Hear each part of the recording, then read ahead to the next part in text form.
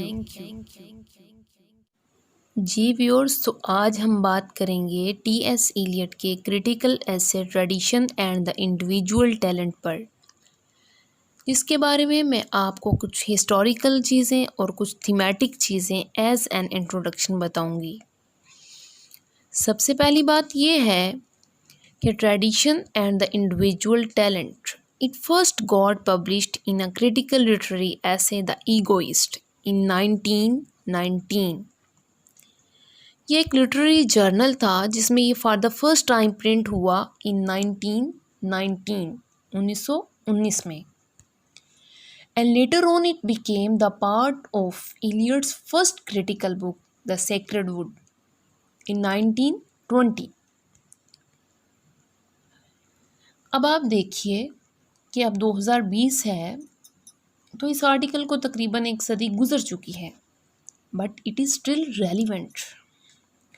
जब से ये आर्टिकल लिखा गया है तब से लेकर अब तक 20वीं सदी में जो एक्स्ट्रा ऑर्डिनरीली डिस्कस होने वाले 4-5 क्रिटिकल एसेस हैं, उनमें एक ऐसे टी.एस. इलियट का भी है, tradition and the individual talent, and this essay is one of the most influential essays of Elliot.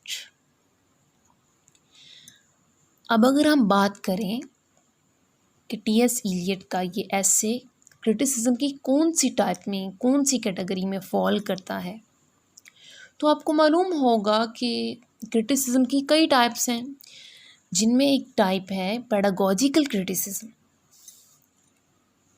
जिसमें क्रिटिक्स रीडर्स के लिए नहीं लिखते बल्कि वो राइटर्स के लिए लिखते हैं। Pedagogical criticism is written for the writers, not for the readers. Pedagogical criticism का जो कंसर्न होता है वो ये नहीं होता है कि how to interpret a literary text, बल्कि वो होता है how to produce a standard literary text. Pedagogical criticism का कंसर्न इस बात के साथ भी होता है कि एक मयारी, अच्छा और गुड स्टैंडर्ड लिटरेरी वर्क किस तरह से प्रोड्यूस किया जाए। जाहिर है कि लिटरेचर तो अब राइटर नहीं प्रोड्यूस करना होता है, इस वजह से फिर जो पेडागॉजिकल क्रिटिसिज्म है that is addressed to the writers, not to the readers.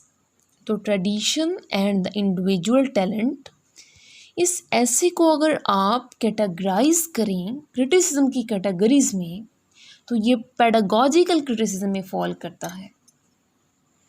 इसके बाद ये है कि इस ऐसे के 3 पार्ट्स हैं। फर्स्ट पार्ट में इलियट ने ट्रेडिशन का कॉन्सेप्ट डिस्कस किया है, यानी इलियट ये क्वेश्चन रेज कर रहे हैं कि what is tradition and why tradition is necessary for an individual writer और फॉर एन इंडिविजुअल टैलेंट। इसके अलावा इलियट ने इस पार्ट में एक राइटर का अपनी ट्रेडिशन के साथ जो रिलेशनशिप होता है उसकी नेचर को डिस्कस किया है, उस पर बात की है, और ये कि अगर ट्रेडिशन ना हो तो क्या एक राइटर की इंडिविजुअलिटी इस्टेब्लिश हो सकती है या नहीं।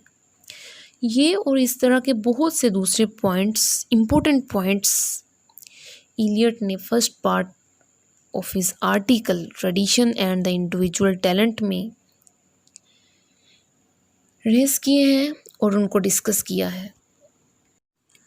सेकंड पार्ट में इलियट ने एक डिबेट किया है जो हिस्ट्री ऑफ क्रिटिसिज्म का, यानी क्रिटिकल हिस्ट्री का एक बहुत ही बेसिक, एंशिएंट और सिग्निफिकेंट डिबेट माना जाता है। वो डिबेट ये है कि एक राइटर का अपनी राइटिंग के साथ म्यूचुअल रिलेशन क्या होता है, यानी how the writer is linked to his writing, whether his writing reflects personal ideas और feelings and impersonal ideas and emotions. तो इलियट ने second part of his article tradition and the individual talent में इसी बात को मौजू बनाया है और इस पर बात की है और उन्होंने अपना रिस्पॉन्स दिया है।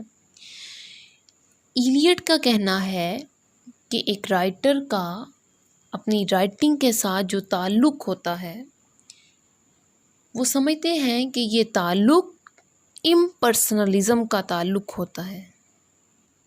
Tradition and the individual talent के तीसरे पार्ट में इलियट ने फर्स्ट टू पार्ट्स को समराइज़ किया है, ओवरऑल एक जिस्ट बता दिया है लास्ट पार्ट में। आप समझ लें कि वो एक कंक्लूजन है, उसमें कोई नई बात नहीं है और ये कंक्लूजन जो है वो फर्स्ट टू पार्ट्स का है।